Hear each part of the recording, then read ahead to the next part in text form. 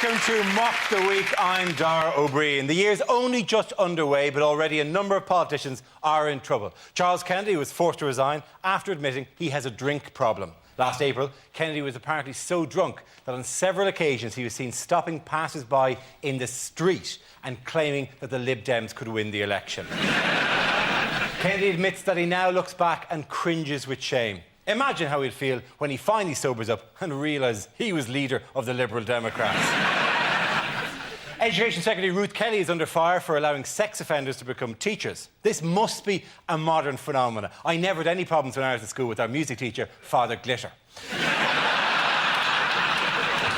George Galloway entered the Big Brother house and caused uproar when he pretended to be a cat. Galloway told his fellow contestants, 1.5 billion Muslims know who I am. Yes. In the most remote fishing villages of Indonesia, they're all saying, look, it's that twat of Big Brother. Meanwhile, the trial of Abu Hamza finally began. It took the police 18 months to find enough evidence to build a case, although 17 of those months were spent looking for fingerprints. Joining me tonight to work their way through a series of satirical games are 6 of the country's finest comedy performers. John Oliver, Rory Bremner and Andy Parsons, Frankie Boyle, Hugh Dennis and Joe Brand. Welcome to you all.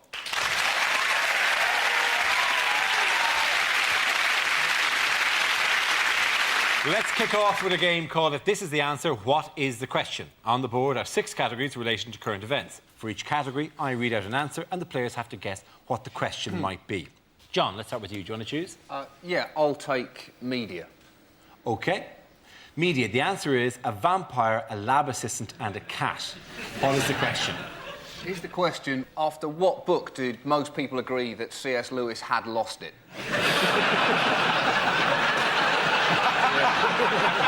Is it what do Bananarama look like now?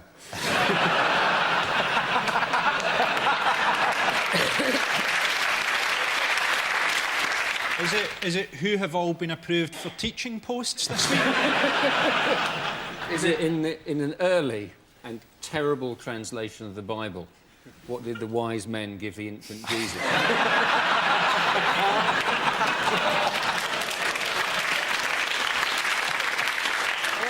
Was it Harry's 3 original choices before he plumped for a Nazi uniform?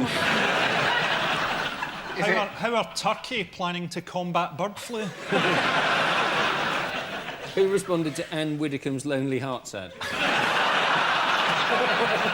What were the 3 disguises of the less successful News of the World undercover reporters? No, but there were disguises. It's a Big Brother thing, isn't it? It is a Big Brother thing. Or Big Broadmoor, as I like to call it. This is what they wore in their fancy dress now. It's not what they all wore, no. Is it... It's what I wore. It's Galloway had to be a cat. Did he not? He did. That's how cats go. Yeah. It's like an adult version of Old MacDonald. How do vampires go, Q? There you go. And to top it all off, the pièce de résistance, do your lab assistant. Well, it's turned blue. It's quite brilliant. Those 3 guys were all taken by one person. By Galloway, weren't they? They were all Galloway. The actual question is, what are 3 of the characters George Galloway played during his stint in the Big Brother house? They've been quite unfair to him, actually, because, you know, he sort of says... people say, oh, he's making himself look stupid. But actually, you know, I'm being censored. They're cutting on my bed. You will have only seen me as a cat. What you didn't see, I was also an owl, a lemur and a Portuguese man of war. Oh, yes. Is the West not ready for that? But isn't the thing that people are sort of saying that he's made a fool of himself in the Big Brother house, but I actually think he's now got more dignity than normal. It would have been good to see him address the Senate inquiry as a cat. Our Senator, hello! Why isn't it warm in here? See, actually, specifically as Top Cat, you're saying. Well, I don't have a broad range of cat impressions, Mr. Murgatroyd!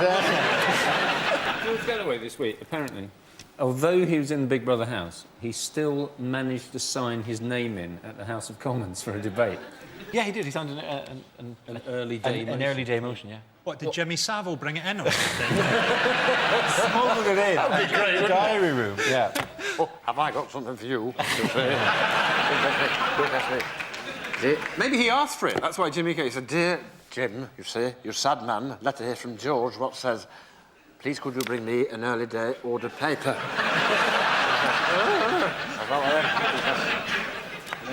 And the band was Shawaddy Waddy.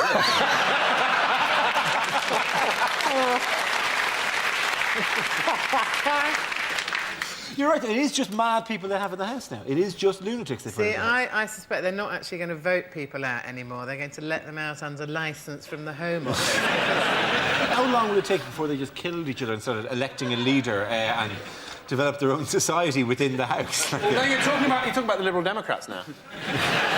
I think that's what the Liberal Democrats should do anyway. I think they should actually hold the thing. Because, I mean, the candidates, half the candidates I haven't heard of, I mean, they make the celebrities in the Big Brother house look like celebrities. Of course, Michael Barrymore's there going, isn't he? Oh, you can call me a lousy entertainer, but you can't call me a killer. Somebody died whilst he was hosting a party in his own house. He is definitely a lousy entertainer.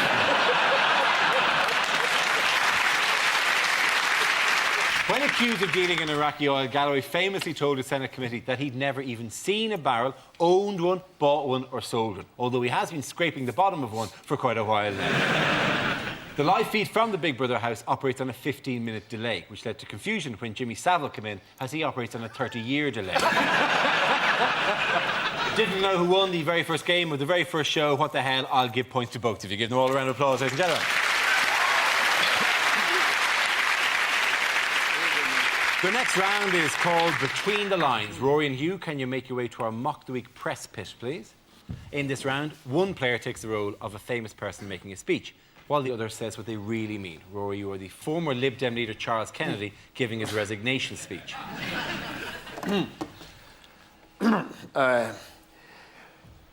Hello. Goodbye. Can I first of all say how good it is to see so many of you here today? I can't see any of you here today. But I think it's a great thing that so many of you come here on such an important occasion. You bastards. As you know, I've got a few things I'd like to get off my chest. My name is Charles, and I am an alcoholic.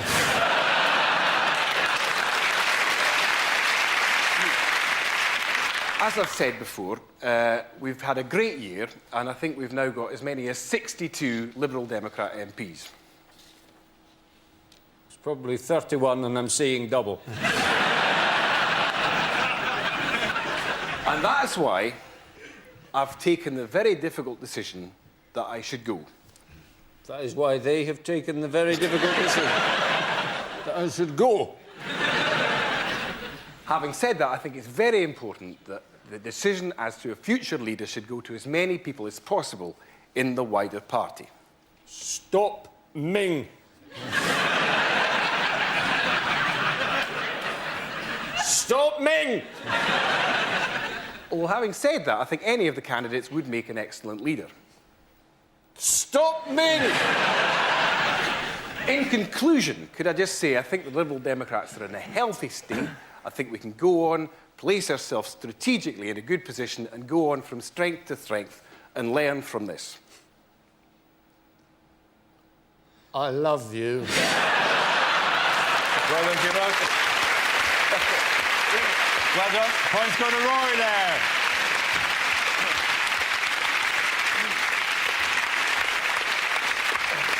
Now we play a round called Stand Up, Sit Down. It's for John, Joe, Andy and Frankie. If you could make your way to the performance area, please. This is a stand-up challenge based on this random news generator, which contains 4 newsworthy topics. You spin the wheel, and when it stops, anyone can step forward and try to make us laugh about the subject it's landed on. If I judge that the player has got a big enough laugh, he or she is safe and gets to sit down again. The first team to have all its players sitting down at the desk wins the round. OK, here we go. OK, the subject is alternative energy sources. Who's going to come in? John. Despite what the government say, we do not need nuclear power in Britain. There are many great new alternative energies out there. Much of the Middle East is currently able to harness the power generated by hating America.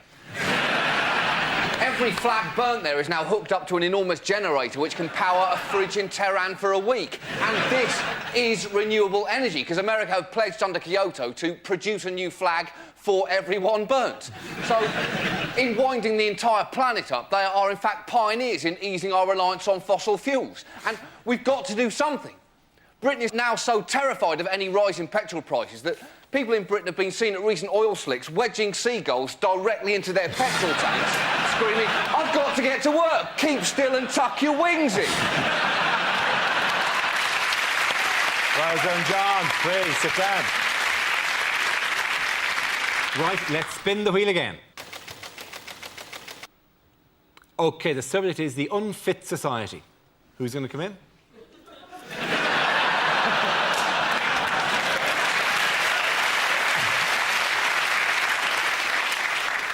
Yeah, all right. I'm one of those unfit people. I'm in my 40s. I've done no exercise since I was naught.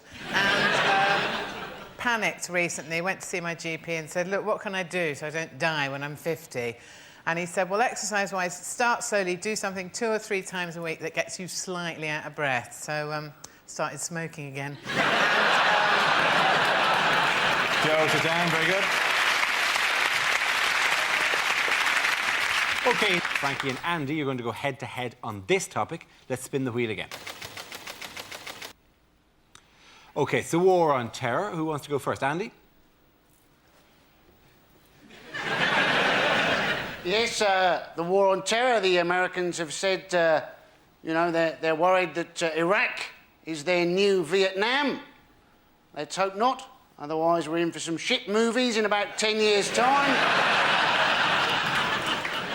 But new Labour to combat the war on terror, they've decided we're now going to have our new FBI-style police squad. Quite why they're so impressed by the FBI, I don't know. The FBI actually knew before September the 11th that various people were learning how to fly in America, but who had no interest in learning how to take off or land. How many possibilities does that entail? Your driving instructor would be pretty suspicious. If you said, I'd like to learn to drive, they said, OK, start the car, and you said, no, you start the car, get it up to 4th, I'll jump in. Good man, Andy. Well done. Andy Parsons there. On the same topic, Frankie, it's your turn. Apparently, in America, they're building a big tower on the site of September the 11th, Freedom Tower, and they're looking at ways of trying to make it terrorist-proof. I think they should have just built a giant mosque. No one's going to fly into that, are they? Or even better, a runway. How galling would it be if you hijacked a plane then had to come in and make a textbook landing? They're always going, oh, don't deal with terrorists. We mustn't deal with terrorists. Let's deal with them. What's Al offering you boys? 100 virgins? We'll give you 50 slags.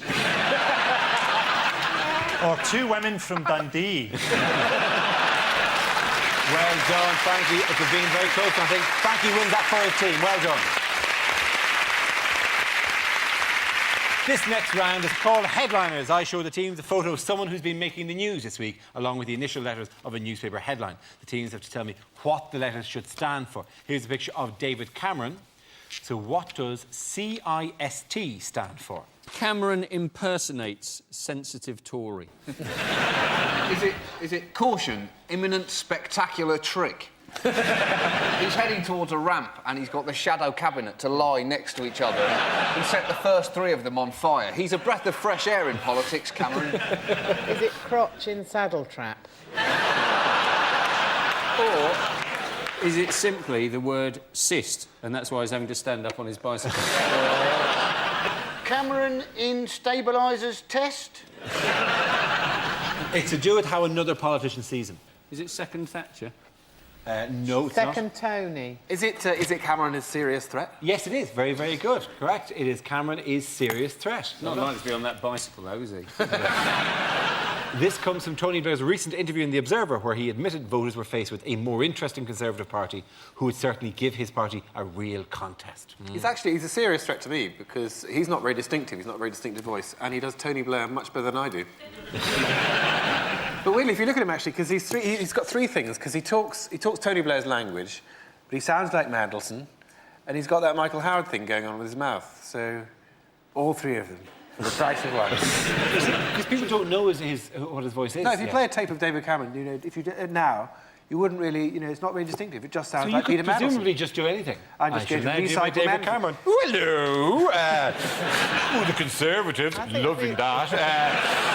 And people go, it's very accurate. It really is. It's quite impressive. But at least they brought back William Hague, so that's a bit of good news.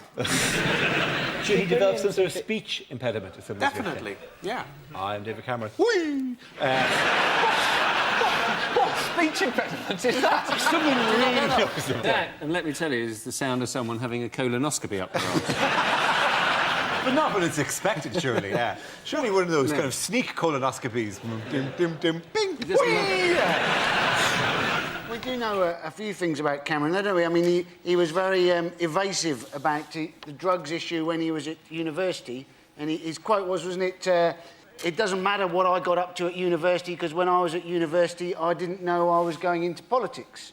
Well, he must have had a reasonable idea, because at university, he studied politics. Do you know what's on his music collection? He let this slip last week. It's the Smiths. His favourite album is The Smiths' The Queen Is Dead. Yes. Whoa! And his second favourite album is Woo! No, he did say The Queen Is Dead was his favourite album, and then he had to, and then he caught himself and to go, well, clearly I don't concur with the sentiments. Although I do believe you should hang the DJ, hang the DJ, hang the DJ. What's the point of having a caring Tory? Isn't the point of being the leader of the Tory party is that you get to be an evil bastard? Come on, the poor, prepare your arse cheeks for a pounding. Isn't this just like sort of Darth Vader turning to the Emperor and going, I'm not sure about the environmental consequences of the Death Star, Your Excellency. This is a forest moon we'll be ruining.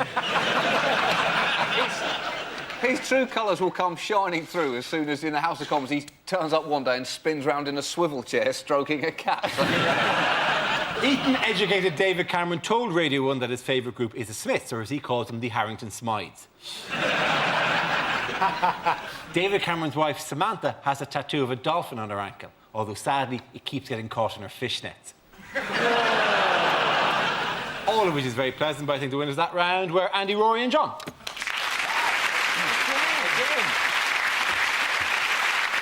Our next round is called Dating Videos. The players take on the identity of a famous newsmaker and record a Lonely Hearts video in the style of that person. Everyone else has to try and guess who they are. So, Hugh, you're up first. Please, can you take your position in the performance area? Let's see your dating video.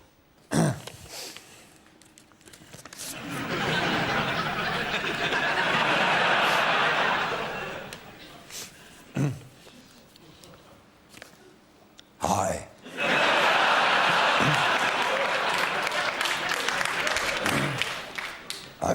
I've got a confession to make.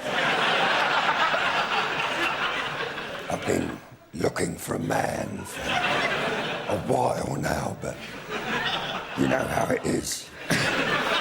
There's no way I can keep that up. I've been looking for a man for some time now, but you know how it is. There's always something wrong. Everyone I pick seems to be on the sex offenders register. I've got to go now. I'm giving a job interview to Dara's old teacher, Father Glitter. Give me a ring sometime. From next week, I'll probably be at my home number.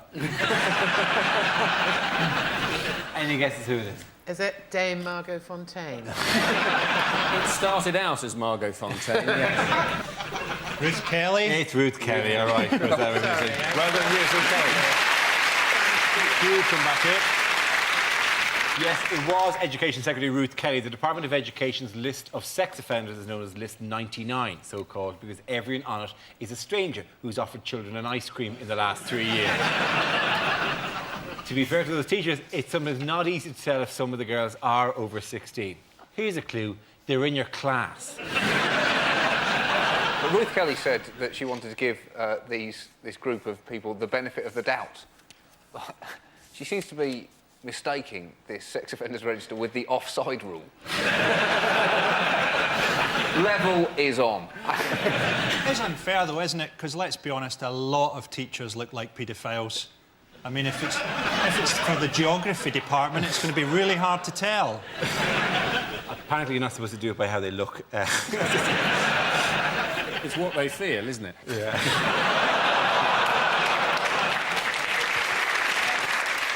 It'd be creepy, though, wouldn't it, getting your homework back and they've drawn a cock on it? Take it from someone, I'm in Ireland, all we did was move them to another parish and life went on. Worked for 40 years. 40 years at least, that's it. Well, talking of Gary Glitter, of course, he was a man who got caught, didn't he? Because he took his computer to have it mended back at PC World. What an idiot the man was.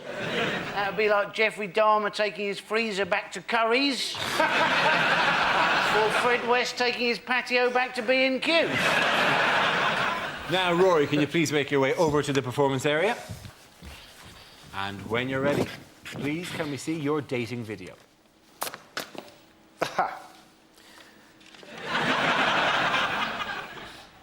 Hello. Well, I'm Swedish, but then so is IKEA. Are you looking for a long-term relationship with lots of commitment? Nor am I. Maybe just your little summer romance till take us through the World Cup. I always have the second week free.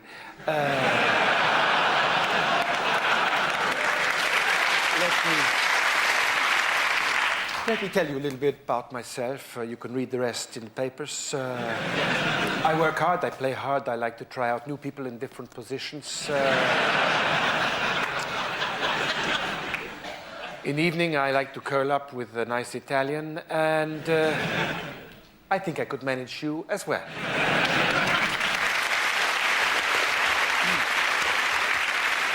Any guesses there? Could it be Sven-Göran Eriksson? Oh. Congratulations, Rory, sit down. Yes, that was Lonely Heart Sven-Göran Eriksson, who this week became the latest big name to be duped by the News of the World's fake sheikh Mazhar Mahmood. What was the stupidest thing Sven said to the News of the World? Peter Crouch is world class. He's got a lovely touch. For a big man. How many times are we going to hear that over the next few months? For a big man, he's got an amazing touch. For a big man, his touch is amazing. For a big fella, you can't fault his touch. I'm just speaking as a 6'4" man here, that we all get slightly retarded over 6'2". And your tendency to go, ooh, it's a bit high, thump. If I was up once in a nightclub being told, God, you're not a bad dancer, as if it would be difficult for me to lumber around the floor. Oh, oh, oh, oh. Rhythm makes me move. Well,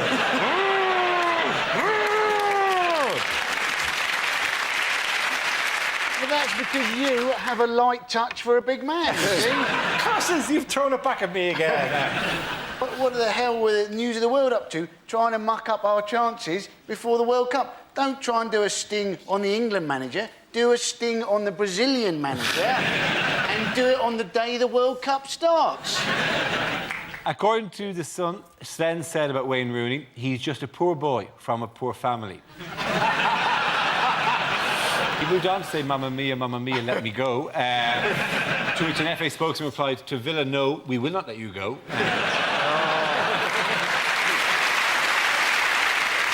Sven also said he could get David Beckham to come and live in Birmingham. Mind you, David thinks Birmingham is in Spain because they have a bouldering there. Well, for that, my friend, the winners of this round are clearly Frankie, Hugh and Joe.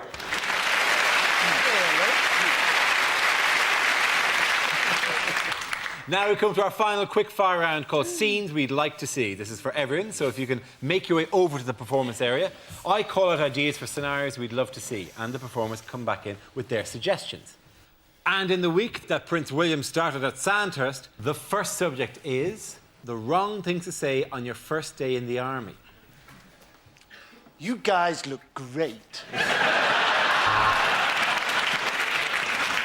When they said it was going to be just like the movies, I didn't realise they meant Brokeback Mountain.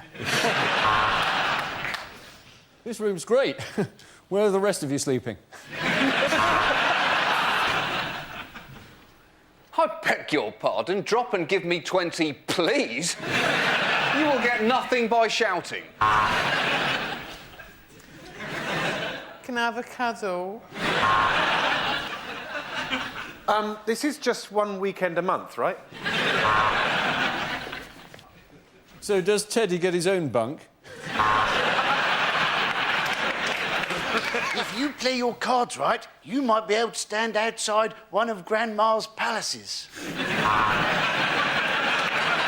OK, the next topic is some pointers for Sven here, possibly. Bad things for the England manager to be caught saying. Can you just explain the offside rule again to me?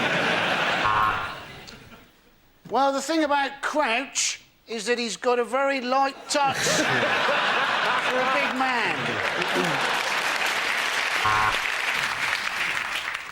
Wayne Rooney may be ugly, but when he holds me in his arms, I feel safe.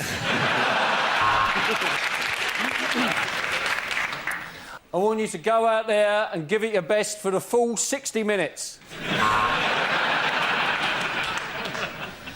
I'll just name the side I think can win the World Cup. It's Brazil. Sweden! Sweden! OK, the next topic is ill-advised things for a Lib Dem leadership candidate to say. Hello, I'm Charles Kennedy.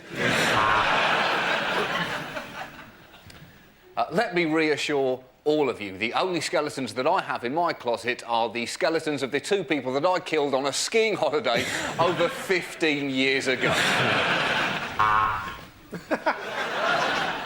It's Mingus.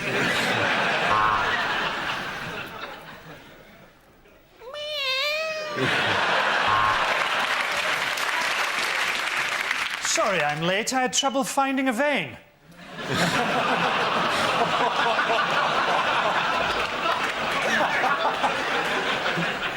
As the son of God. Oh, I tell you, the best thing about being a Liberal Democrat, the bitches.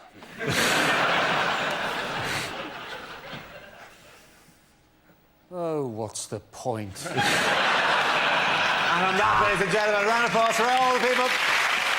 Andy is the winner there. That's the end of the show. This week's winners are Andy, Rory and John. Commiserations to Frankie, Hugh and Joe. Thanks for watching. We'll see you next week. Good night. And Dara O'Brien's got a new series of The Last Laugh tomorrow at 11:10 on BBC 3.